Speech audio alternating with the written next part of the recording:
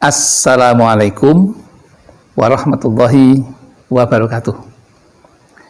Bismillahirrahmanirrahim. Alhamdulillahirabbil alamin. Wa bihi nasta'inu ala umuri dunya waddin. La haula wala quwata illa billahil aliyyil azim. Allahumma shalli ala sayyidina Muhammad wa ala ali sayyidina Muhammad amma ba'd. Jamaah Al-Fatih Channel yang dirahmati oleh Allah. Pertama, mari kita bersama untuk selalu bersyukur kepada Allah Subhanahu wa Ta'ala yang telah melimpahkan rahmatnya, nikmatnya kepada kita, sehingga pada hari ini kita dipertemukan dalam keadaan sehat walafiat tanpa halangan suatu apapun. Itu semua karena kemurahan Allah yang perlu kita syukuri. Mari kita syukuri dengan mengucapkan kalimat tahmid. Alhamdulillahirabbil alamin. Sholawat dan salam semoga tercurah keharibaan Nabi Muhammad SAW, Nabi yang kita rindukan syafaatul uzmanya ketika kita di dunia maupun di akhirat nanti. Selanjutnya ingin kami berbagi kepada saudara-saudaraku tentang ilmu yang insya Allah bermanfaat bagi kita bersama. Adapun judulnya adalah kisah nyata pedagang sederhana pengamal Asmaul Husna bisa berhaji dan jadi tuan tanah. Mari kita mulai dari kisah awalnya. Sesuai dengan judul, pedagang sederhana. Dari mana kesederhanaan itu muncul? Awalnya hanya seorang pedagang beras kecil-kecilan. Bahkan kadang ke pasar hanya jalan kaki. Tetapi orang ini mempunyai amalan yang luar biasa tentang Asmaul Husna. Lambat laun hartanya berkah, meningkat. Ia mempunyai 3 tempat untuk berjualan beras tadi. Lambat laun Allah menunjukkan ia pun berpindah profesi menjadi seorang pedagang pakaian.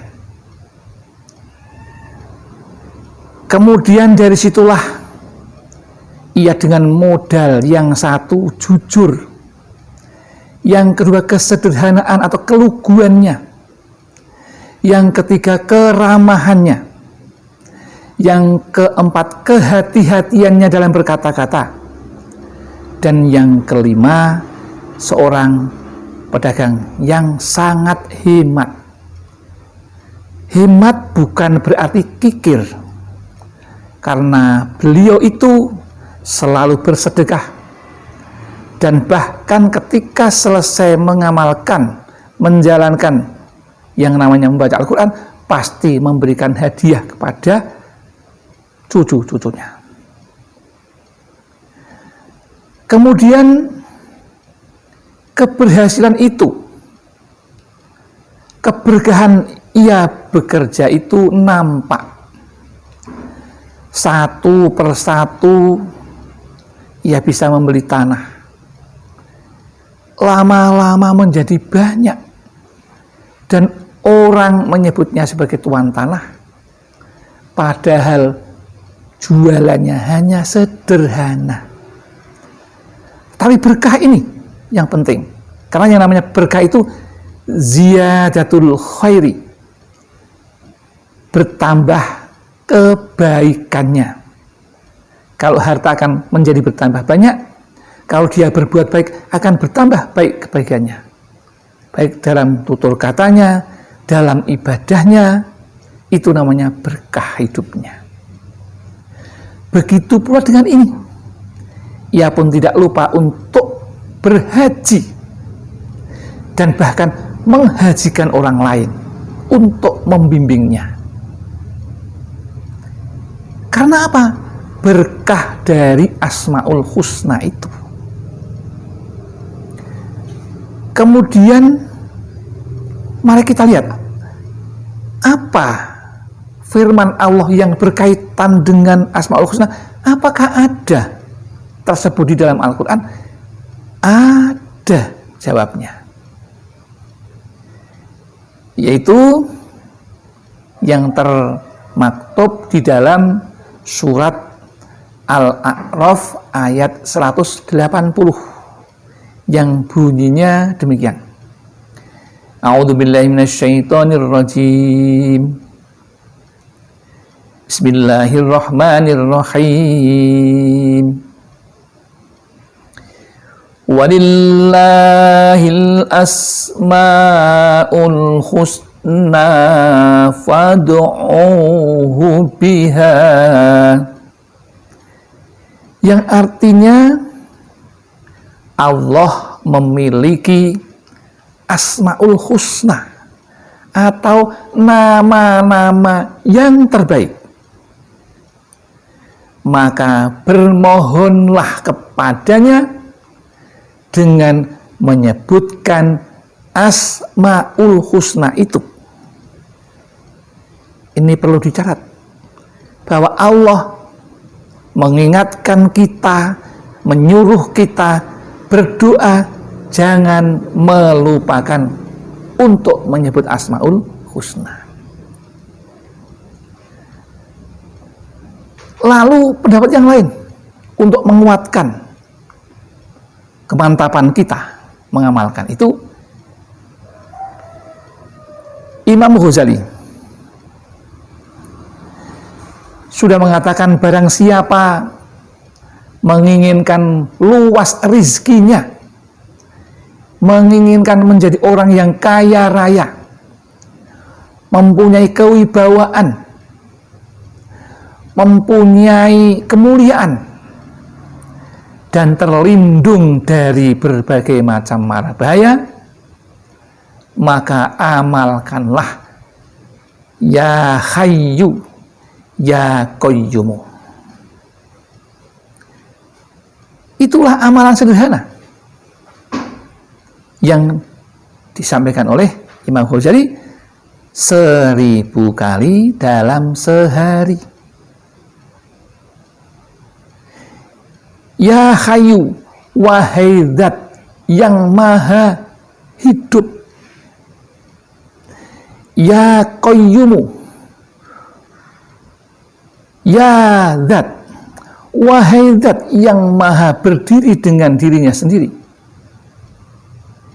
Itu arti dari Asmaul Husna itu. Jadi Allah berdiri, tidak membutuhkan bantuan orang lain, tidak membutuhkan dari anasir lain. Allah berdiri dengan zatnya sendiri. Maka itulah hal yang perlu kita ketahui yang berkaitan dengan ini. Jadi ketika kita mengamalkan dengan ikhlas karena Allah, dengan mengharapkan ridhonya, mengharapkan ma'unahnya, mengharapkan pertolongannya, mengharapkan kasih sayangnya, insya Allah Allah akan mengabulkan karena Allah maha murah. Lalu pertanyaan berikutnya, bagaimana kalau kita ingin melaksanakan, mengamalkan? Amalkanlah sehari, cukup 1000 kali karena pendek sekali. Boleh dalam satu majelis atau sekali duduk selesai, boleh dicicil. Yang dianjurkan, berdoalah di dalam makom mustajabah, tempat-tempat yang mustajab untuk berdoa, seperti selesai sholat fardu, selesai sholat malam, setelah selesai adzan dan iqomah. Antara itu saat-saat yang paling mustajab untuk berdoa. Ya, kalau Anda orang yang sibuk, boleh Anda ketika duduk, ketika Anda berbaring, lakukanlah doa itu sebanyak-banyaknya, selain yang 1000, ya, kemanapun dimanapun Anda akan mendapatkan pertolongan dari Allah Subhanahu wa Ta'ala. Demikian yang dapat kami sampaikan. Barangkali ada kekurangan dan kesilapan, itu semua datang dari kami, dan apabila ada benarnya, itu semuanya mutlak Allah Subhanahu wa Ta'ala. Alhamdulillah, akhirul kalam, billahi taufiq wal hidayah wal inayah wal barakah. Assalamualaikum warahmatullahi wabarakatuh.